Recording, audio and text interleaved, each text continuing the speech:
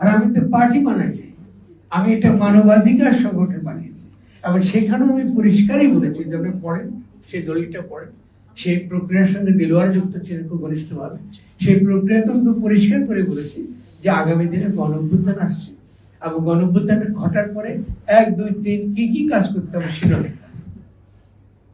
এখন দেখেন, আমরা যারা আপনাদেরকে আমাদেরকে বুদ্ধিজীবী বলেন, বললে আমার স্মরণ লাগে, আমি অত জ্ঞানী ব্যক্তি নয়, কিন্তু আমার কিছু কাণ্ড জ্ঞান আছে। জ্ঞানী না আমি, কিন্তু কাণ্ড জ্ঞান আছে আমার যথেষ্ট। মানে কিছু জিনিস বোঝা আপনাদের জন্য সহজ, বুঝলেই কিন্তু আপনাকে দ্রুত বেগে রাজনৈতিক ক্ষেত্রে গুরুত্বপূর্ণ জায়গায় আপনারা যাবেন। ঠিক আছে না?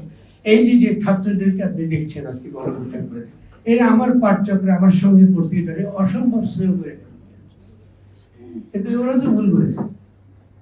এই গণঅভ্যুত্থান হওয়ার পরে ওদেরকে বারবার বলা সত্ত্বেও আমরা দেখলাম যে তারা পারল না, যে যারা ওদেরকে বুঝিয়েছে যে সংবিধানের অধীনে একটা সরকার বানাতে হবে, মানে শেখ হাসিনার ফেলে যাওয়া সংবিধানের অধীনে একটা সরকার বানাতে হবে, অন্তর্বর্তী সরকার বা তথাকথিত উপদেষ্টা সরকার। আমি বলেছি এটা একটা আত্মঘাতী, এতগুলো লোক মারা গেল, এতগুলো ছেলে ভঙ্গ হয়ে পড়লো, এটার জন্য, এরকম একটা সরকারের জন্য।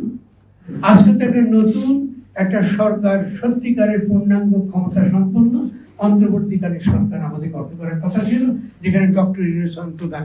আপনি একটাকে বলছেন ডক্টর ইউনূসের 5 বছর থাকা উচিত, আপনারা বলতেছেন, আপনারা বলতেছেন তো উনি কি করে থাকবেন 5 বছর? আপনি তো ভুল করে ফেলছেন প্রথমে। এবং দ্বিতীয়ত তর্কটা কি করতেছেন যে ডক্টর ইউনূস নির্বাচিত না। আরে ভাই, নির্বাচিত না মানে কি? উনি রক্ত দ্বারা নির্বাচিত, আমি রক্ত দিয়ে তাকে নির্বাচিত। জনগণ তো নির্বাচন করে রক্ত দ্বারা করে, ভোট দিয়ে তো নির্বাচিত করে, ভোট দিয়ে তো নির্বাচিত করে। আমি যে লেখালেখি করছি, আমার কোনো রাজনৈতিক দল আছে? কোনো দল নেই। আমি তো লিখিত কাজ করতে, আমাদের রাজনৈতিক ইচ্ছা অভিপ্রায় জনগণকে আমি রিপ্রেজেন্ট করি, ফলে জনগণের কাছে আমি পৌঁছাই।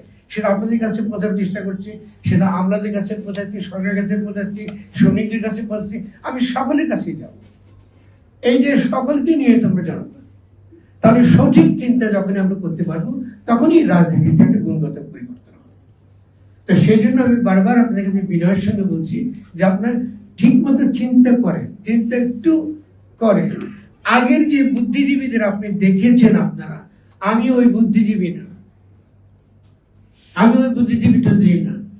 আমি অত্যন্ত ব্যবহারিক ইতিহাস দেখতে পাই এবং কি কাজ করার দরকার এটা বুঝি।